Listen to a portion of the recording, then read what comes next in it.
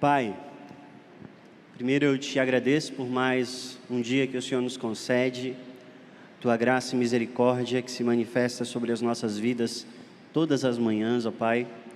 Eu quero te agradecer, Senhor, porque Tu és um Deus onipresente, onisciente, onipotente. E esses atributos são de extrema significância para nós, ó Pai, porque Tu és um Deus que está acima do tempo, é um Deus que está acima das discussões atuais, é um Deus que conhece profundamente, intensamente os nossos corações, os desafios pelos quais nós passamos. O Senhor tem resposta diante de cada um desses desafios. E por Tua graça e misericórdia, o Senhor revela a Tua vontade, a Tua graça e o Teu plano através da Tua palavra. Por Tua graça e misericórdia, o Senhor enviou o Seu único Filho para nos alcançar nessa situação pecaminosa e conhecer de dentro, como homem, os problemas e desafios que nós enfrentamos, Pai. Isso é a demonstração de um Deus que de fato se importa com os seus filhos, um Deus com um amor que é incomparável, um Deus, ó Pai, que nos transforma e que tem o poder de nos conduzir e responder todas as dúvidas, anseios e questões que aparecem em nosso coração. Então eu clamo, ó Deus, por Tua graça essa manhã, diante dos Teus atributos e do Teu amor, que o Senhor me dê sabedoria ao falar, que o Senhor também me use poderosamente pela ação do Teu Santo Espírito, e que aquilo que vai ser abordado hoje aqui, Senhor, possa gerar transformação e trazer responsabilidade para nós como igreja, assim como tantos outros temas importantes e delicados que nós tratamos nessa série. Clamamos, ó Pai, eu clamo por Tua graça, em nome do Teu Filho Jesus Cristo. Amém. Que assunto desafiador. Eu acho que eu já lidei com vários assuntos difíceis, mas eu vou ser sincero que esse é complexo e abrangente, o suficiente para mover o meu coração também e a minha mente sobre esse tema e me desafiar como pessoa, como cristão. Eu espero que aquilo que a gente aprenda aqui hoje, aquilo que a gente ouça aqui, não sirva para comunicar verdades para outras pessoas simplesmente, mas para nos desafiar enquanto cristãos a nos envolver com a vida dos nossos irmãos e a lidar com as questões que estão diante de nós de modo bíblico. Um dos desafios e dificuldades que nós temos de lidar com assuntos complexos, como esses que nós estamos lidando, esse não apenas esse, mas todos esses assuntos que nós lidamos aqui na EBD, é que nós precisamos nos manter sobre águas rasas em um tema que é extremamente profundo. Mas eu queria lembrar os irmãos de um texto que está lá em 2 Coríntios, e eu queria que a gente iniciasse com esse texto, um texto que tem conduzido significativamente o meu ministério.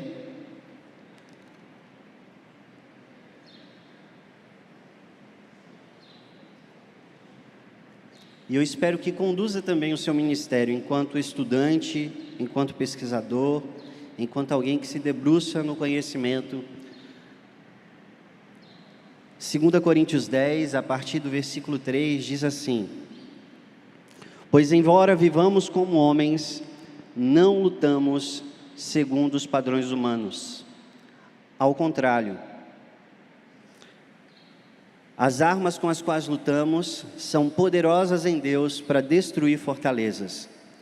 Destruímos argumento e toda pretensão que se levanta contra o conhecimento de Deus, e levamos cativo todo pensamento para torná-lo obediente a Cristo Jesus. Que desafio diante de nós! Entender que as armas com as quais nós lidamos com os nossos problemas e os nossos desafios, entender que a maneira como nós lidamos com as diversas questões do mundo não são as mesmas armas que as pessoas lá fora lutam, não são as mesmas armas que as pessoas lá fora da igreja, que não conhecem a graça de Deus, propõem. Nós lutamos com armas diferentes.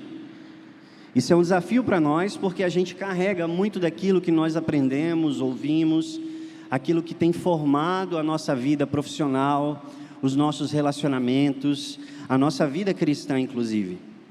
Mas, ao mesmo tempo que isso é confrontador, isso também é transformador.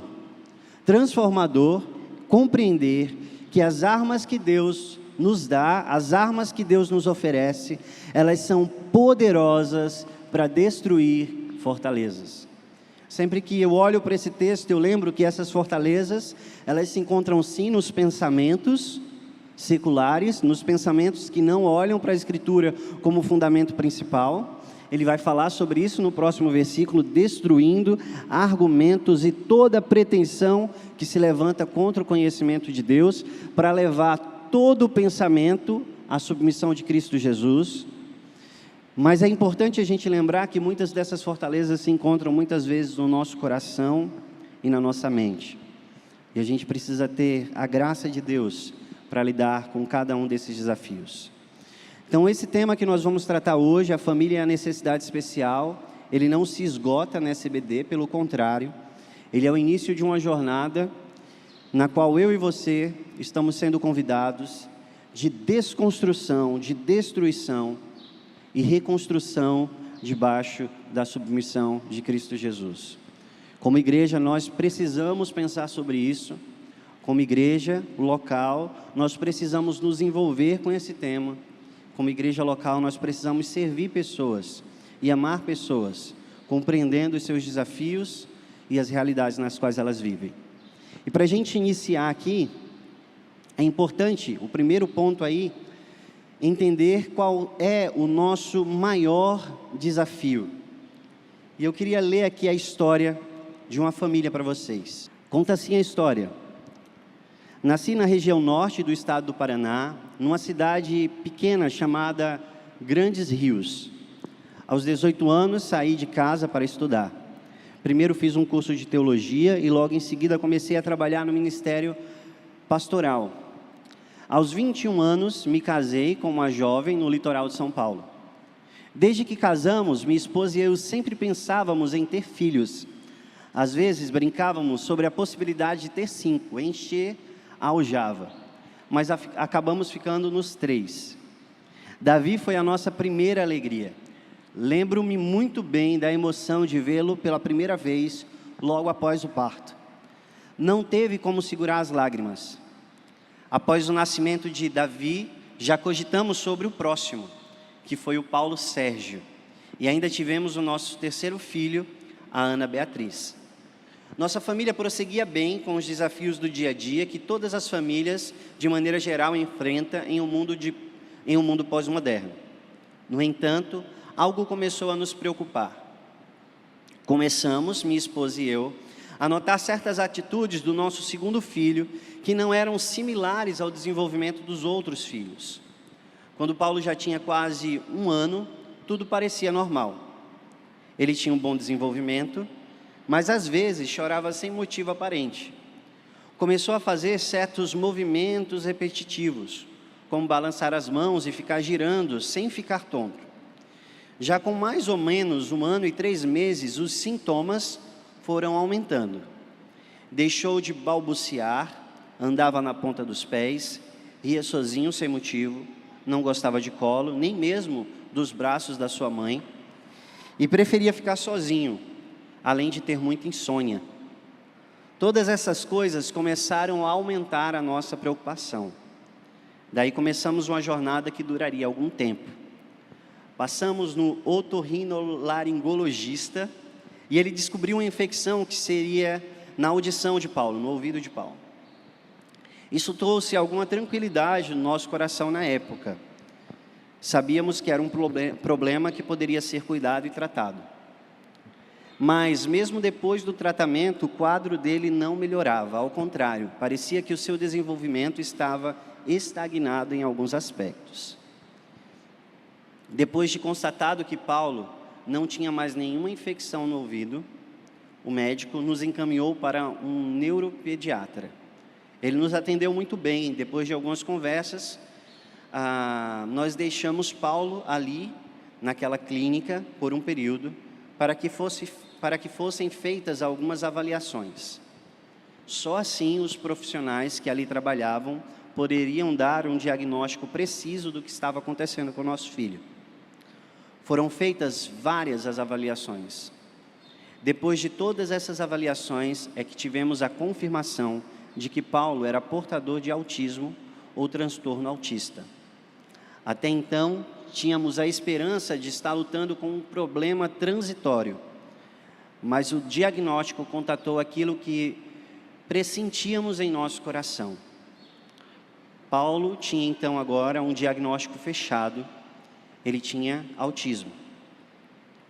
Passaram-se em nossos corações muitas coisas. É uma sensação muito estranha, um misto de preocupação com insegurança e incerteza que começa a passar na nossa mente todos os dias. Todos os sonhos e pensamentos que tínhamos para Paulo pareciam ter terminado, mas ao mesmo tempo nosso filho estava ali. Então, uma das primeiras coisas que aconteceu conosco foi o desejo de obter respostas, soluções e orientações. Começava nesse momento uma etapa na nossa vida, uma nova etapa para a nossa família. As informações que nós obtínhamos sobre o autismo eram desencontradas. As teorias sobre o problema do autismo desconcertantes e muitas vezes discordantes. Percebíamos que os profissionais eram limitados nessa área e estávamos entrando em um mundo desconhecido. Existia um desconhecimento de informação e de perspectivas para o futuro, de expectativas que geraram ansiedade em nosso coração. Tudo era escuro e nebuloso para nós. Como será a nossa vida a partir de agora? Quais os caminhos que devemos tomar para melhor ajudar o nosso filho? Houve algum erro ou descuido da nossa parte que ocasionou isso? Por que Deus fez Paulo assim? Deus não poderia tê-lo feito perfeito. Como será o desenvolvimento de Paulo? Será que ele vai se desenvolver para poder ter uma vida normal? Ou ele sempre será dependente de alguém? Será que temos estrutura pessoal e familiar para suportar e levar adiante essa responsabilidade? Será que temos estrutura pessoal? Será que, de fato, não há como reverter esse quadro? Há sempre uma esperança, de alguma maneira, que haja uma melhora. Qual o plano de Deus para a vida do Paulo e para a vida de nossas famílias? Nesse momento, estávamos enfrentando uma crise muito forte. Eram questionamentos relativos à vida do Paulo, nosso filho, à vida da nossa família, ao futuro e principalmente a questões de fé em Deus. Diante de todas as nossas indagações, entramos em um buraco e realmente nos sentimos sem esperança. Mas pela graça de Deus, começamos a procurar os melhores meios para ajudar a Paulo. Achamos o melhor caminho que poderíamos tomar. Apegar-se com Deus era o melhor a se fazer naquele momento. Precisamos de fé para ter a certeza que Ele providenciaria ajuda visível e terrena para os problemas que nós enfrentaríamos. Essa história é a história do pastor Marcelo Martins. Ele é um pastor em Curitiba, que estuda sobre o assunto e tem um filho que está dentro do aspecto autista. Foi uma história que terminou bem, embora diante das lutas e dificuldades que essas famílias enfrentaram, eles encontraram apoio em sua igreja e decidiram, pela informação, conhecimento e graça de Deus sobre a vida deles, traçar um caminho de procura dentro da perspectiva cristã para os desenvolvimentos e os desafios que eles enfrentariam. Mas infelizmente essa não é o padrão que muitas famílias seguem. Nós encontramos muitas vezes famílias que se encontram diante dos seus filhos com necessidades especiais, e essas famílias não têm apoio, não têm orientação, se sentem sozinhos, se sentem culpados e muitas vezes castigados por Deus. Mesmo alguns que encontram orientações, muitas vezes essas orientações não se equipam a partir de uma perspectiva cristã e de um ensino da palavra. Muitas vezes essas orientações estão fundamentadas primariamente em perspectivas humanas, que ignoram a visão bíblica do homem e se baseiam em filosofias, as mais diversas.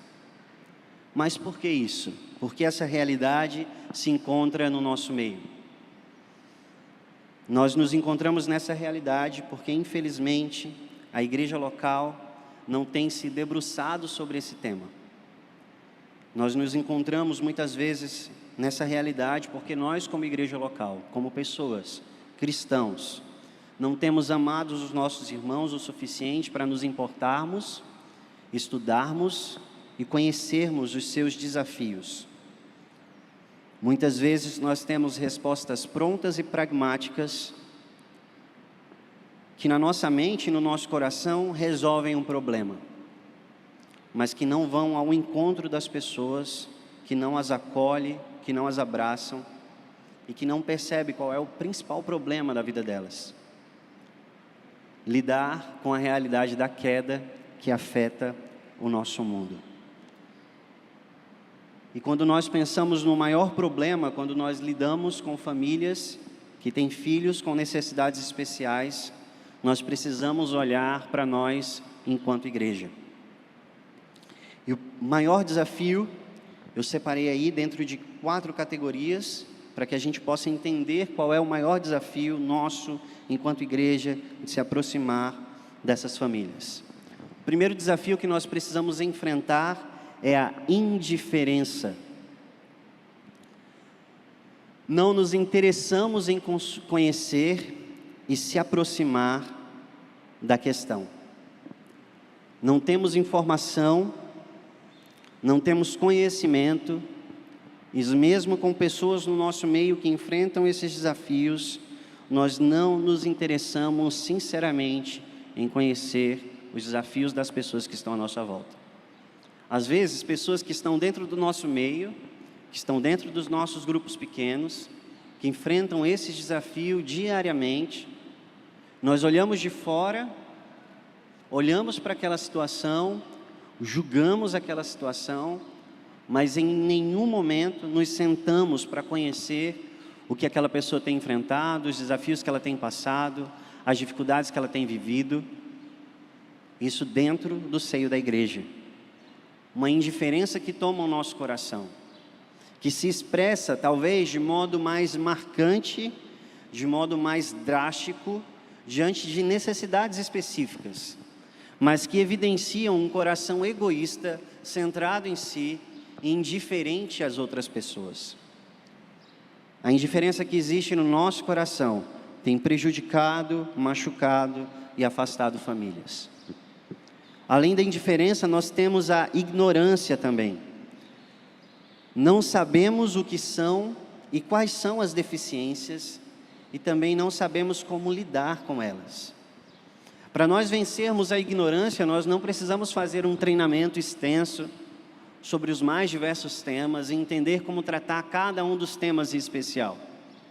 Para vencer a ignorância, nós precisamos ter interesse na vida do nosso irmão, daquele que está do nosso lado, daquele que entrou e se achegou à nossa comunidade. Se eu não sou indiferente a ele, se o meu coração é um coração transformado por Cristo Jesus e que me conduz a amar e servir essas pessoas, se a indiferença fosse vencida, a ignorância também seria vencida. Porque muito mais do que um conhecimento técnico, nós teríamos um conhecimento íntimo que nos colocaria dentro de uma nova perspectiva de como lidar, de como ajudar e do que eu preciso conhecer e saber para ajudar essa família e ser apoio e suporte. Às vezes nós achamos que para servir famílias com filhos com necessidades especiais, nós precisamos ter um grande treinamento. A grande verdade é que a nossa ignorância pode ser vencida se nós simplesmente nos aproximamos do outro. O próximo desafio é a omissão. Pela minha indiferença, pela minha ignorância, eu não me sinto na obrigação de me envolver. não é o meu papel, não é minha responsabilidade, essa não é a minha área. Evidência de indiferença e ignorância que se manifesta na nossa omissão. Eu não dou um passo além, eu não ando uma segunda milha, eu não me disponho, porque isso é responsabilidade de uma outra pessoa. Em consequência, encadeia isso, nós temos o isolamento. Se eu sou indiferente àquela pessoa, se eu sou ignorante quanto às necessidades dela, se eu me excluo da responsabilidade, então eu não desenvolvo de fato um relacionamento de crescimento com essas famílias e que enfrentam esses desafios. Eu não estou no dia a dia delas. O maior desafio então, como igreja, o maior desafio que nós enfrentamos diante disso, é que muitas vezes nós incluímos as famílias em nossa igreja, mas nós não a acolhemos. Nós incluímos, mas não acolhemos. Elas estão aqui, elas participam conosco, mas elas não são de fato acolhidas, porque o meu medo, minha ignorância, minha indiferença, minha omissão, me afasta dessas pessoas, ao invés de me levar a amá-las e a recebê-las. Então, qual seria o caminho que, como igreja, nós precisamos percorrer para acolhermos essas famílias e para, de fato, nos envolvermos nesse processo de mudança? Amar é o primeiro passo. João 15:12 diz: o meu mandamento é este: amem-se uns aos outros como eu os amei. Amados, amemos uns aos outros, pois o amor procede de Deus. Aquele que ama é nascido de Deus e conhece a Deus. Quem não ama, não conhece a Deus, porque Deus é amor. 1 João 4, 7 e 8. 1 Pedro 4, 8, sobretudo, amem-se sinceramente uns aos outros, porque o amor cobre uma multidão de pecados. Romanos 13, 8, não devam nada a ninguém, a não ser o amor um pelos outros, pois aquele que ama o seu próximo, cumpre a lei. 1 Coríntios 16, 14, façam tudo com amor. 1 João 3, 11, esta é a mensagem que vocês ouviram desde o princípio, que nos amemos uns aos outros. Se o amor de Cristo Jesus não está em nós, nós não seríamos movidos em direção ao nosso próximo. O primeiro passo, o primeiro caminho, passo dentro desse caminho para o acolhimento de famílias e para o enfrentamento desse desafio, desse problema de indiferença, de omissão, de ignorância, é nós amarmos as pessoas. Foi isso que fez com que Deus descesse do céu e viesse ao nosso encontro.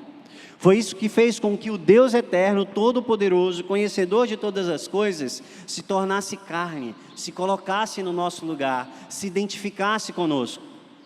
Conhecendo as nossas falhas, Ele é um sumo sacerdote que pode se compadecer de nós. A nossa falta de amor isola famílias, a nossa falta de amor nos leva à omissão, a nossa falta de amor nos leva à indiferença. Não há empatia, nós não nos identificamos. Para vencermos esse desafio e para acolhermos famílias com filhos com necessidades especiais, pessoas com necessidades especiais, nós precisamos dar o primeiro passo de amá-los, de deixar que o amor de Cristo Jesus conduza a nossa prática, a nossa vida e as nossas ações. Em segundo lugar, nós precisamos conhecer intimamente quem são as pessoas com deficiência em nosso meio, as deficiências mais diversas, as mais diversas realidades. Nós precisamos conhecer essas pessoas intimamente. Como falei, para vencermos a ignorância, nós não precisamos de um treinamento extenso, Nós precisamos do amor de Deus que nos move a conhecer intimamente essas pessoas e a nos relacionar com essas pessoas. Hebreus 13, versículo 1 e 2 diz: seja constante o amor fraternal. Fraternal aqui une duas palavras preciosas: adelphos, que é irmão, e philos, que é amigo, a quem eu desejo bem. Filadelfos, o amor fraterno, é o amor para um amigo a quem eu desejo bem, que se torna dessa maneira como um irmão para mim, se torna parte da minha família. Quando o amor de Cristo está em nós, ele nos move a conhecer pessoas intimamente, de modo que ele se torna irmão, se torna familiar, se torna próximo, de modo que o meu coração se esforça em ajudá-lo, se esforça em sentir as suas dores, em compartilhar das suas alegrias, em compartilhar das suas dificuldades. O amor de Deus nos move a conhecer o irmão que está do nosso lado e que sofre desafios específicos. O próximo passo, então, conhecendo o nosso irmão e o amando, é se envolver com ele. Envolva-se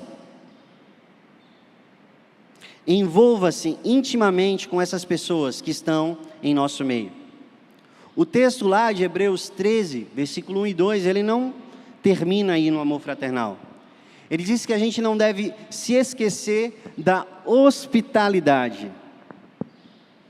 Foi praticando-a que, sem saber, alguns acolheram a anjos. Não se esqueçam da hospitalidade. Sermos hospitaleiros é muito mais do que receber alguém em nossa casa, mas é nós sermos generosos com essa pessoa. Conhecendo intimamente pessoas, nós nos envolvemos na vida dela e nós somos generosos. Nós temos a disposição de entregar da nossa vida, da nossa família, dos nossos bens, dos nossos recursos em favor das outras pessoas.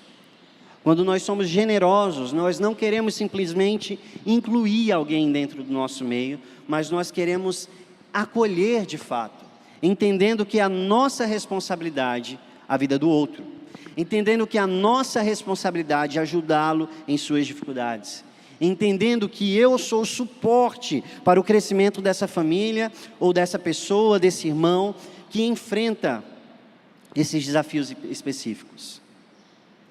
Essa mentalidade nos tira da posição de omissão e nos leva para uma posição de responsabilidade ativa em ajudar as famílias e as pessoas que enfrentam necessidades especiais, que têm necessidades especiais.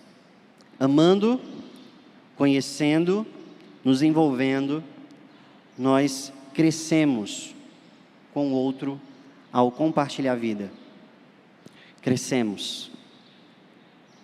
Efésios 4, versículo 16, dele todo o corpo ajustado e unido, pelo auxílio de todas as juntas, cresce e edifica-se a si mesmo em amor, na medida em que cada parte realiza a sua função. Isso é uma consequência natural. Isso é obra do Espírito Santo nas nossas vidas. É o desfrutar do amor de Deus que pulsa em nós, transborda através de nós e que retorna a nós com mais amor e graça.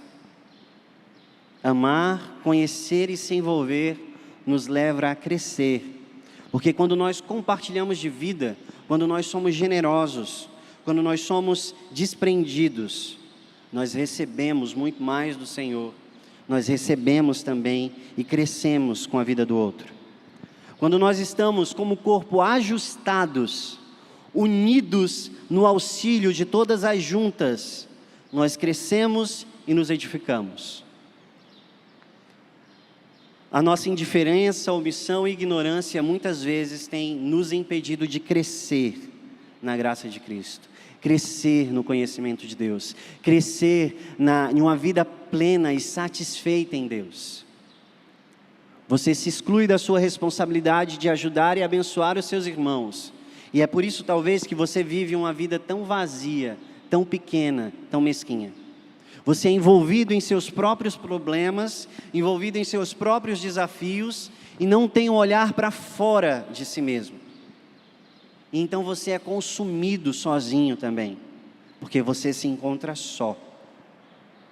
Ame, conheça, se envolva e cresça. Esse é o plano de Deus para nós, enquanto igreja.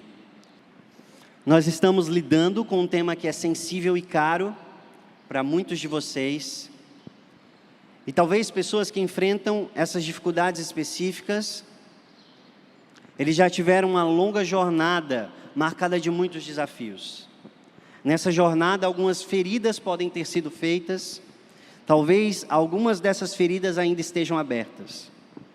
Indiferença, ignorância e omissão que alguns membros do corpo de Cristo Jesus demonstram, não foram simplesmente uma teoria apresentada, mas foi uma experiência para alguns de vocês. Por isso, em primeiro lugar, eu queria trazer uma mensagem para você que enfrenta esse desafio, pai de criança com necessidade especial. Talvez antes de vocês serem alcançados pela graça de Deus, que os presenteou diante desse desafio e dessa bênção, vocês também tinham uma mentalidade indiferente a essa realidade. Portanto, eu peço que vocês, pela graça de Cristo Jesus, demonstrem também essa graça para com a igreja, que se mantém talvez localmente ignorante quanto ao assunto.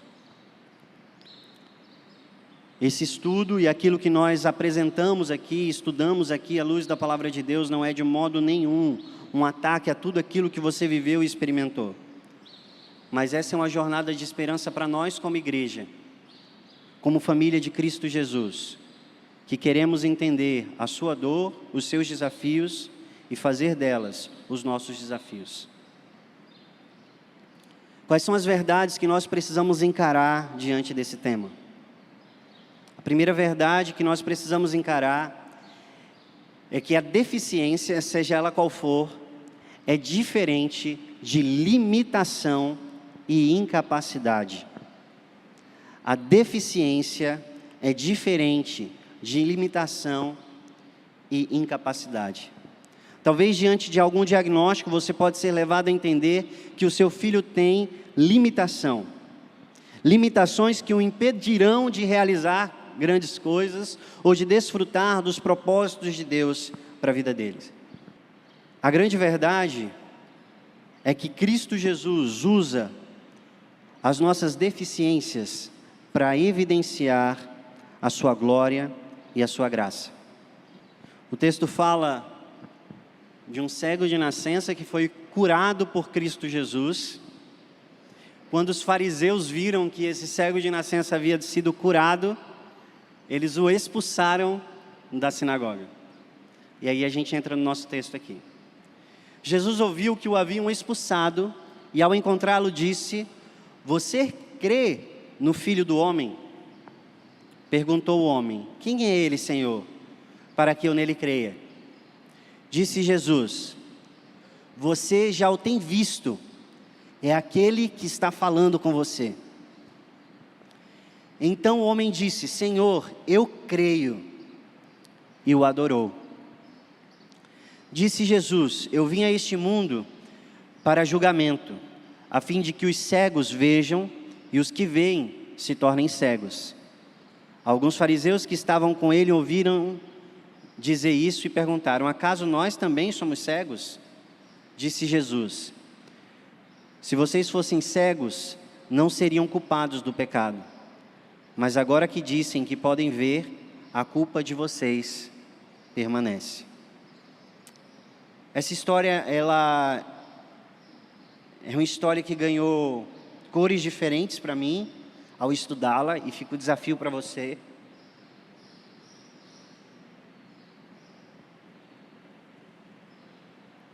De estudar também essa história a fundo. As nossas deficiências, as nossas debilidades, elas não são sinais de limitação e incapacidade diante de Cristo Jesus. Isso é uma verdade na qual nós precisamos nos apegar como igreja, não só diante dessa verdade, mas diante de vários outros desafios que nós enfrentamos. Esse homem cego, ele viu Cristo Jesus, ele reconheceu Cristo Jesus como Senhor, e ele adorou prostrado diante do Senhor, do Deus sobre todos nós. Mas aqueles fariseus sãos, aos olhos da sociedade, eles foram incapazes de encontrar graça e a misericórdia de Deus. Eles eram incapazes, eles tinham limitações, por causa do seu coração endurecido. As nossas deficiências, elas são diferentes de limitações e incapacidades. As nossas deficiências diante de Cristo Jesus, elas são habilidades e manifestação do poder de Deus.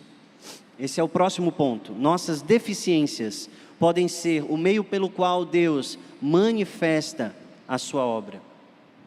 Deus, Ele olha para nós, Ele olha para as nossas dificuldades, Ele olha para as nossas limitações, e Ele manifesta a sua obra através de nós, mostrando que não depende de mim ou de você.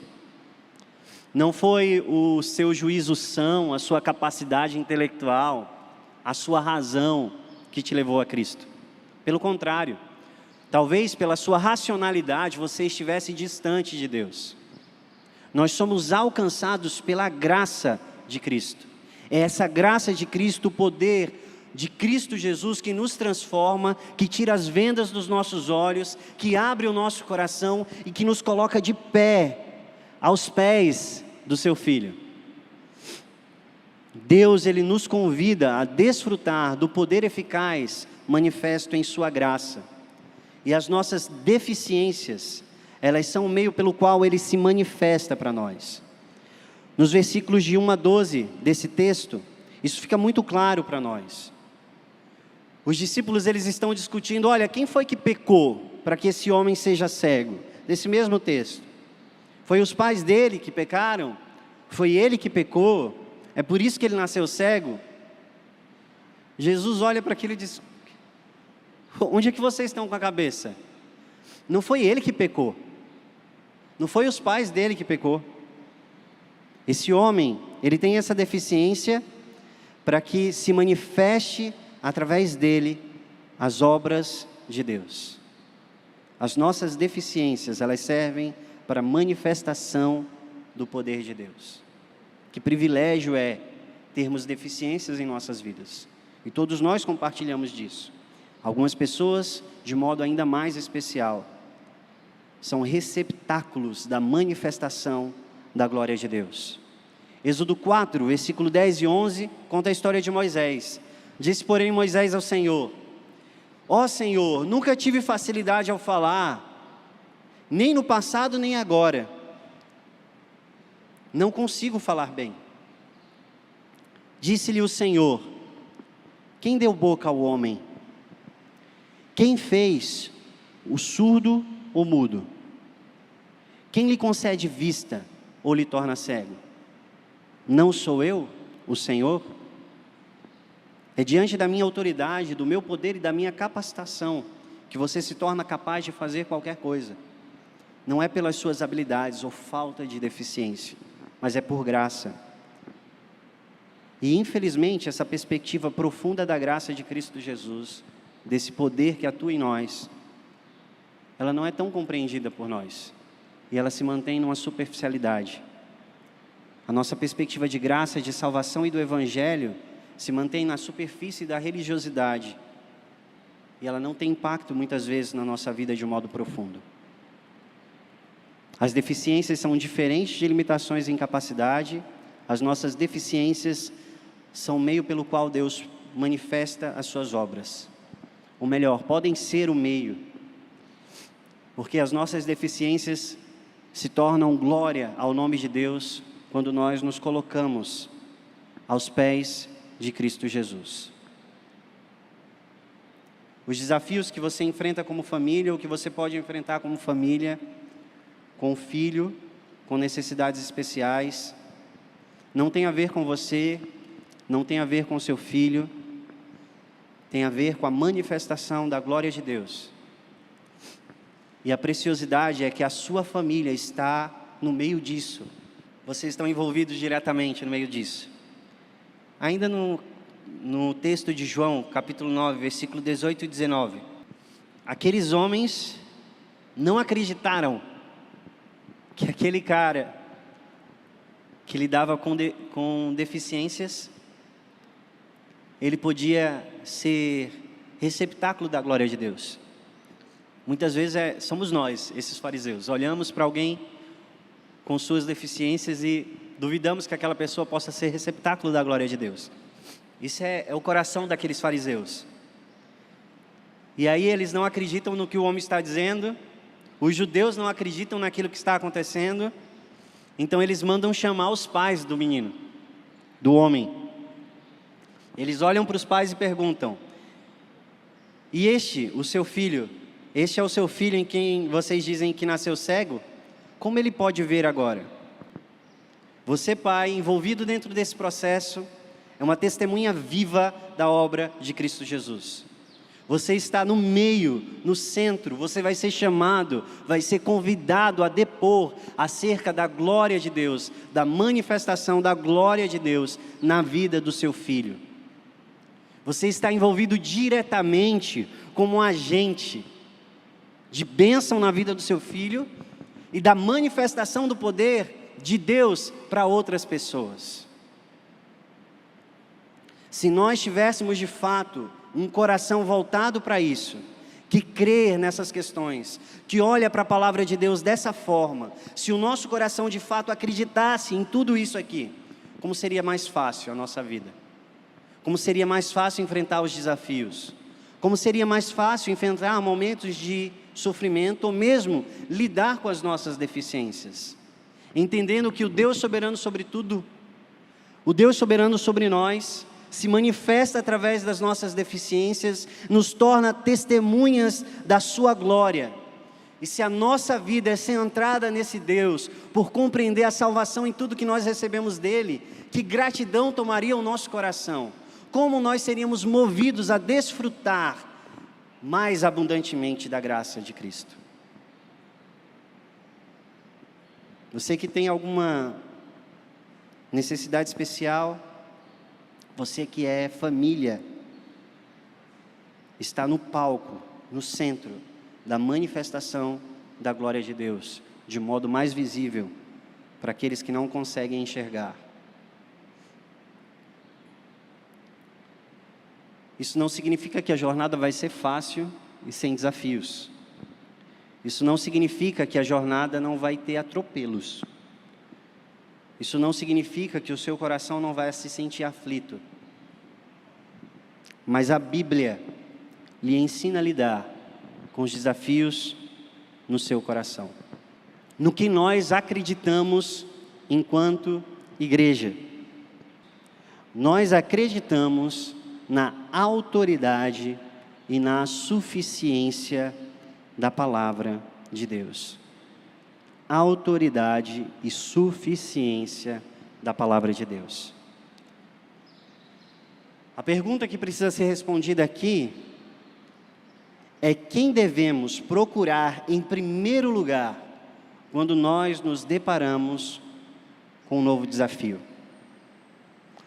Quem nós devemos procurar em primeiro lugar quando nós lidamos com um novo desafio?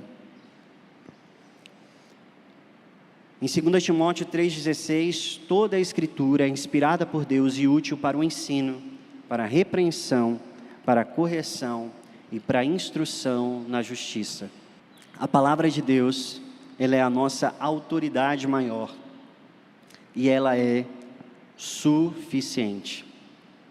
Mas será que a Bíblia pode lidar com questões descobertas recentes? E nós continuamos naquilo que nós acreditamos enquanto igreja. Nós acreditamos que a Bíblia tem resposta para as questões atuais e futuras. Ela tem resposta para as questões atuais e futuras, porque nós acreditamos que o problema central do homem é a sua natureza pecaminosa.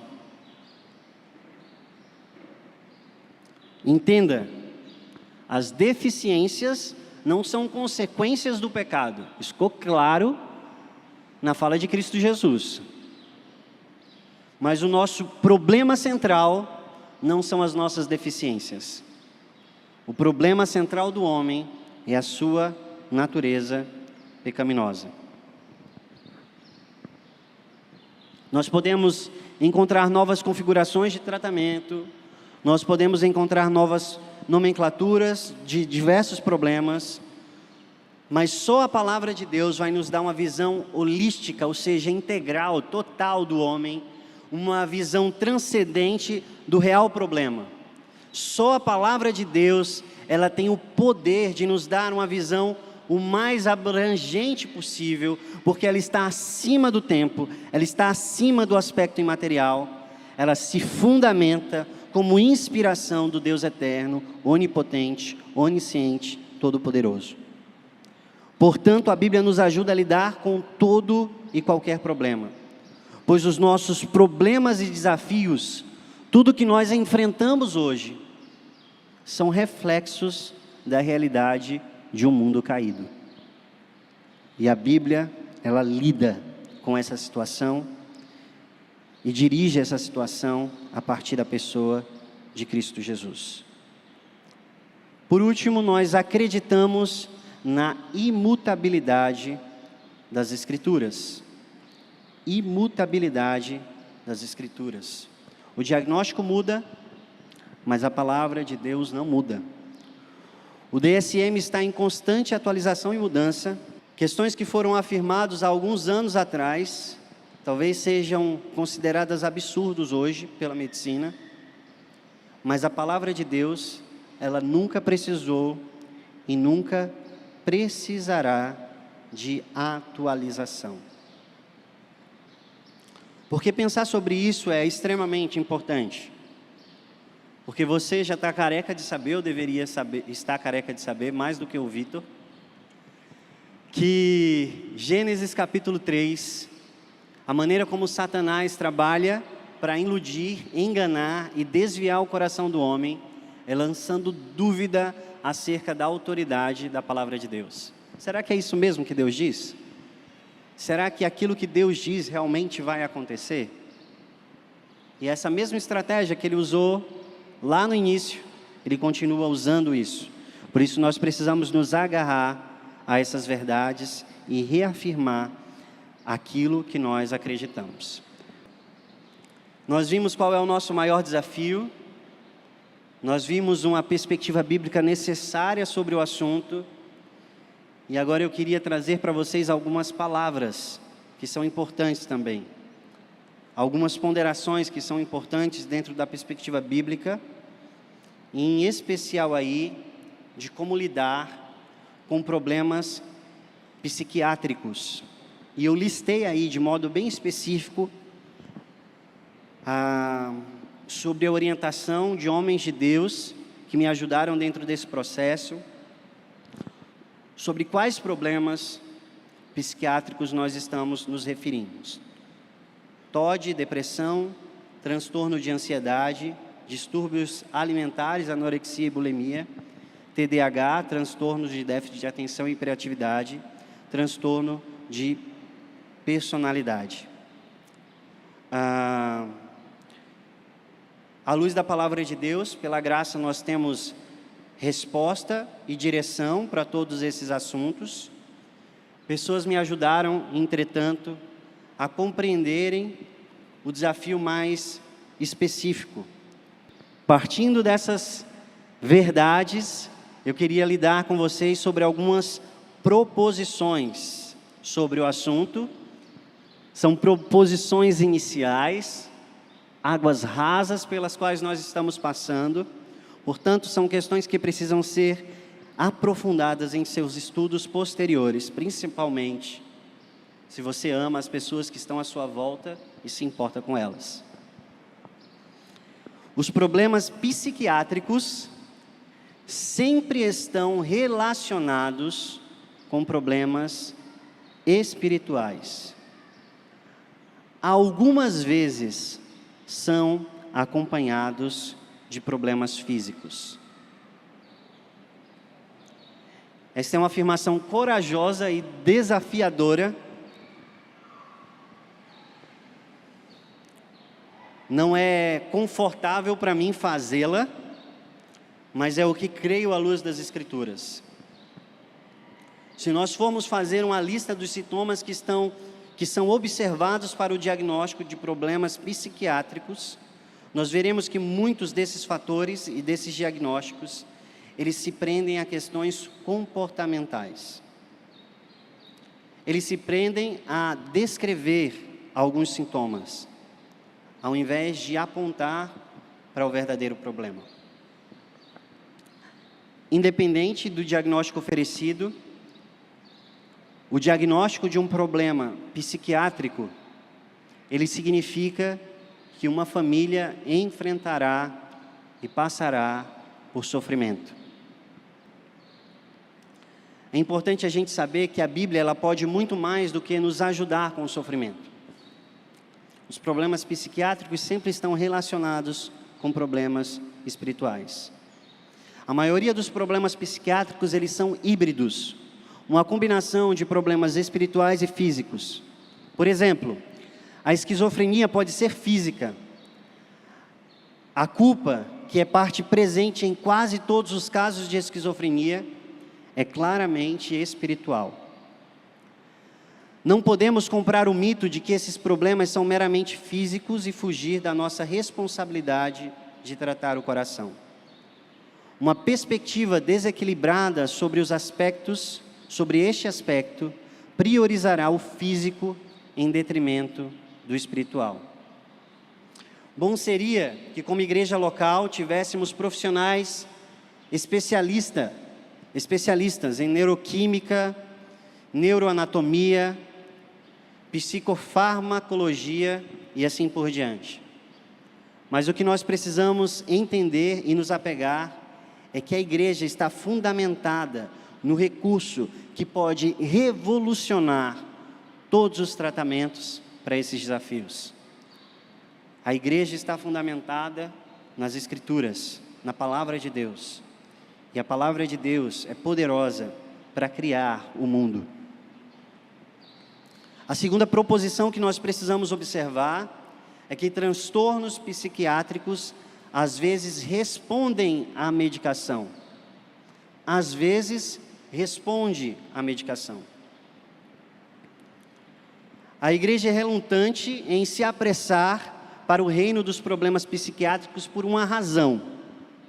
Estamos em uma sociedade que não sabe lidar com o sofrimento e que não sabe lidar com a verdade do pecado que domina o coração do homem.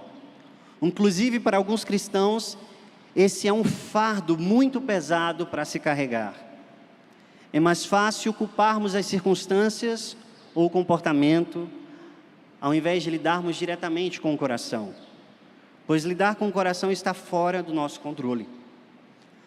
A maioria de nós conhecemos alguém com depressão que somente passou a ser tolerável essa depressão após haver tomado alguma medicação antidepressiva.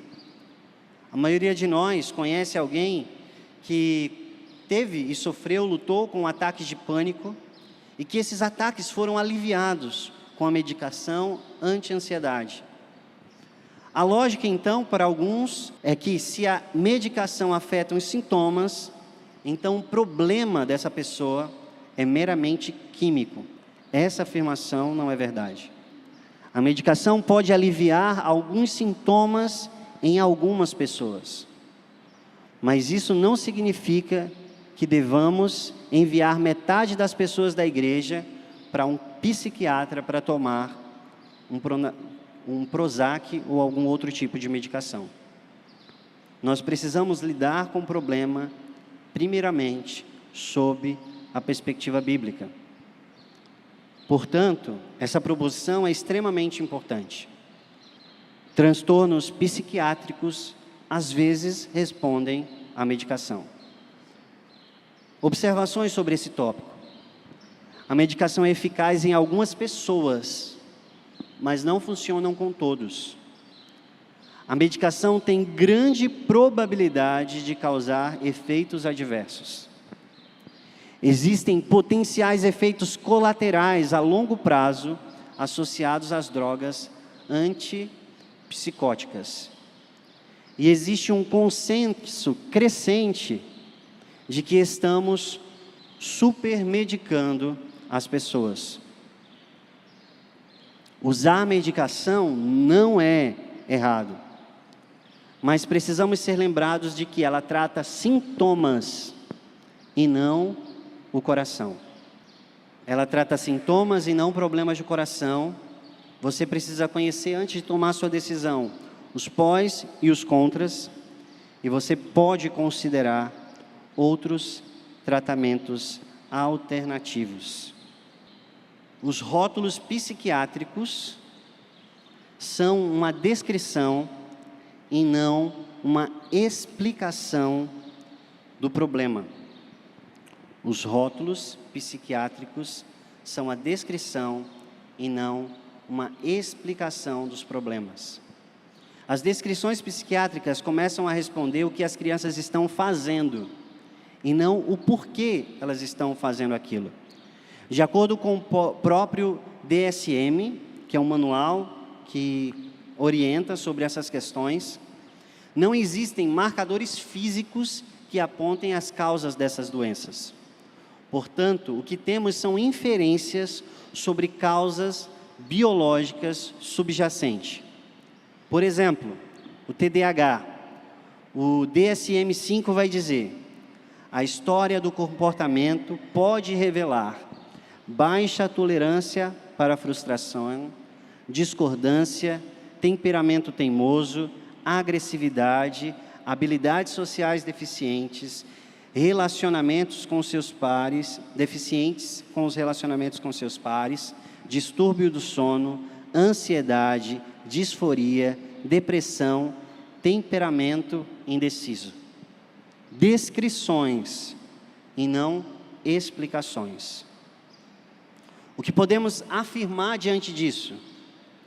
As descrições podem ser úteis para ressaltar os sintomas que nós não tínhamos previamente considerado. As descrições podem ser úteis para ressaltar os sintomas que não tínhamos previamente considerado. Em segundo lugar, o que podemos afirmar é que nós não devemos boicotar a terminologia psiquiátrica, mas olhar para elas com a lente bíblica. O que fazer então?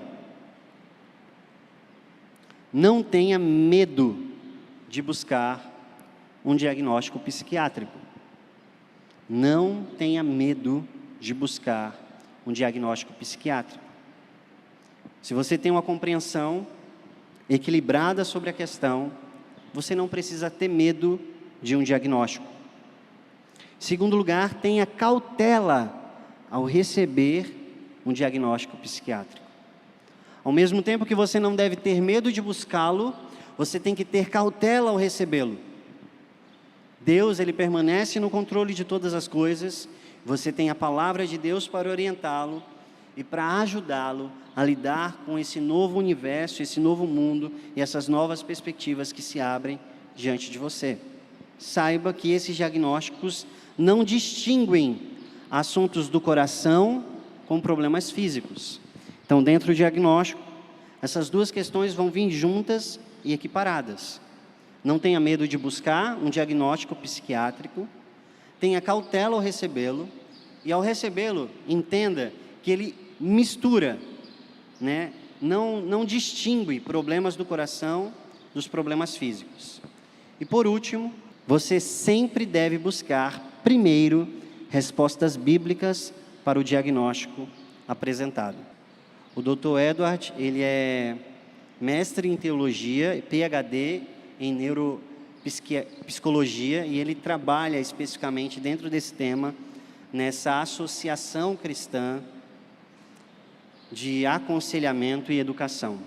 Ele propõe um caminho de como nós podemos ajudar pessoas diante de um diagnóstico psiquiátrico. Primeiro, busque informações para entender o que as pessoas querem dizer com o diagnóstico. Então, houve um diagnóstico de transtorno de ansiedade, um diagnóstico de TOD, houve um diagnóstico de TDAH, você tem um diagnóstico de depressão, você tem um diagnóstico de transtorno de personalidade. O que é que esse diagnóstico quer dizer? O que é que ele me apresenta? Quais são as informações que ele me apresenta?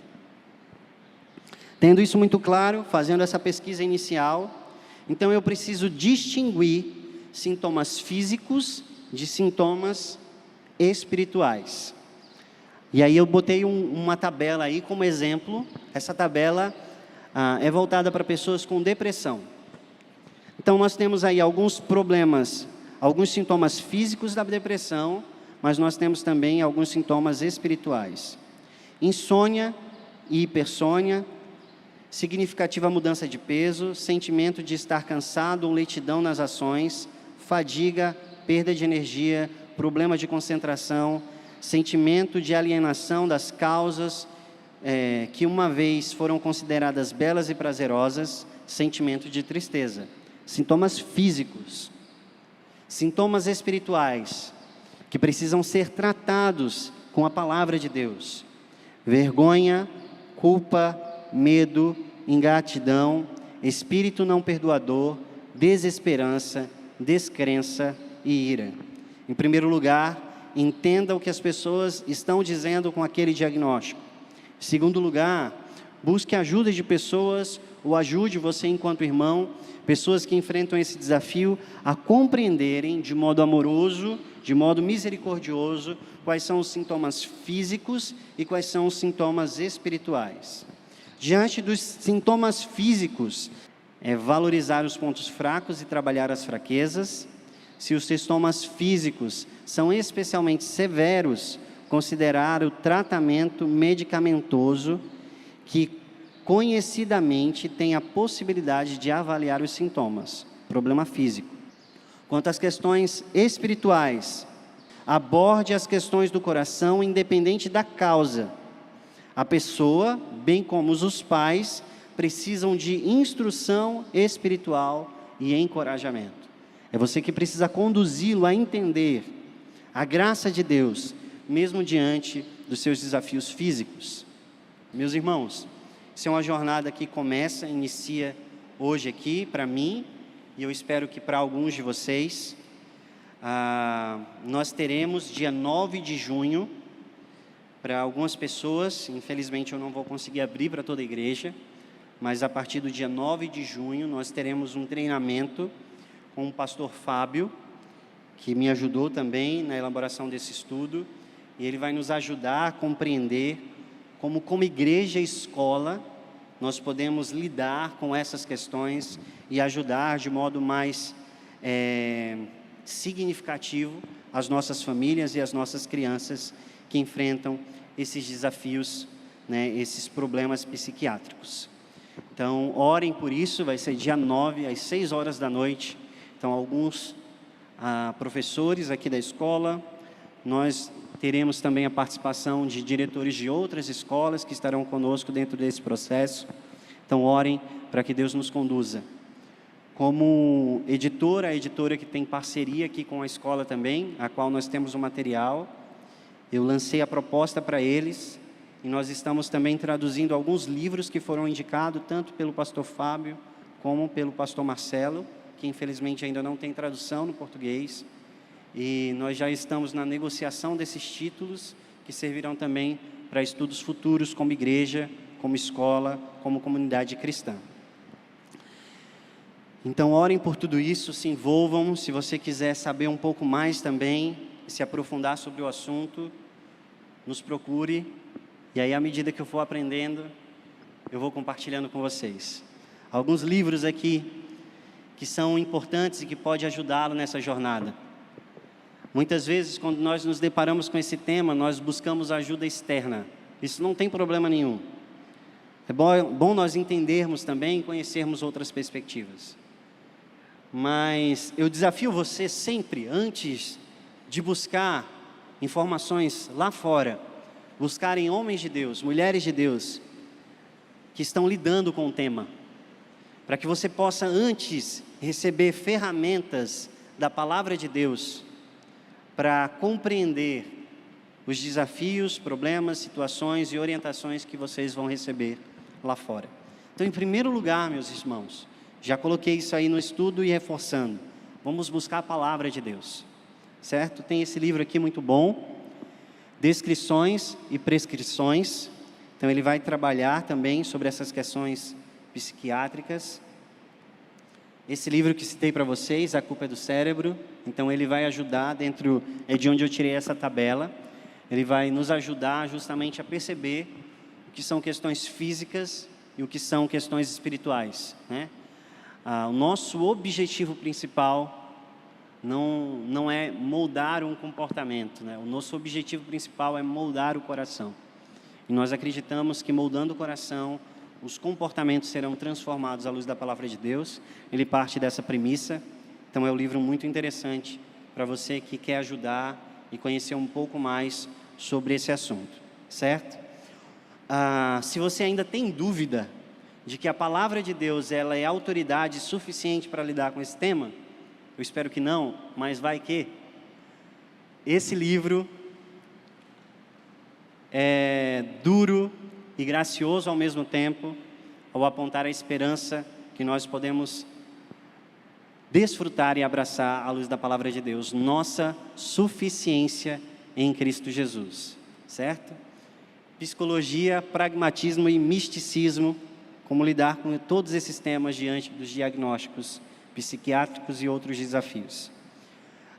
2 livros especiais da coletânea de aconselhamento bíblico lidam especificamente com esse tema. O Aconselhamento Bíblico Volume 2, ele vai lidar com esses temas, inclusive falando um pouco mais sobre o DSM. Eu até coloquei algum comentário aqui, mas eu achei que não caberia aqui.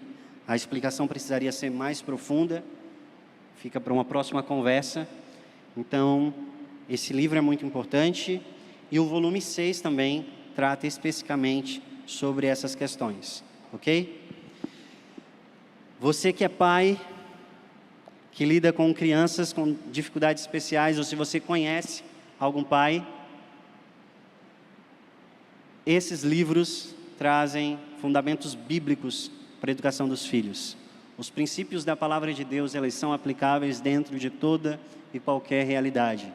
Filhos Educados daqui para a Eternidade, do Douglas Wilson e da Nancy Wilson, a sua esposa. Então, um livro muito importante sobre criação de filhos. E Pastoreando o Coração da Criança, do Ted Tripp. São livros, esse aqui mais denso, mas extremamente precioso também para que você que é pai, precisa ler. Outros livros que podem te ajudar, esse aqui também, O Caminho para o Filho Andar, como usar a Escritura no tratamento dos filhos, né? Então, como a gente falou, eu reconheço as questões espirituais e físicas e a palavra de Deus me ajuda a lidar com as questões espirituais. Então, esse livro é muito precioso, né? Da Nutra, O Caminho para o Filho Andar, como usar as Escrituras no treinamento dos filhos. E você que luta com dor, se você quer compreender mais profundamente o sofrimento, os desafios e a bênção, né? A palavra de Deus, ela aponta para a alegria no sofrimento. Tem esse livro que é um livro pequeno, mas muito profundo e poderoso, quando a vida nos machuca, compreendendo o lugar de Deus em sua dor. São alguns livros. Que Deus nos abençoe nessa nossa jornada que nós iniciamos aqui. Não sabemos para onde Deus nos levará, mas nos colocamos como igreja, e eu espero que você também, nas mãos de Deus, para que Ele nos ensine.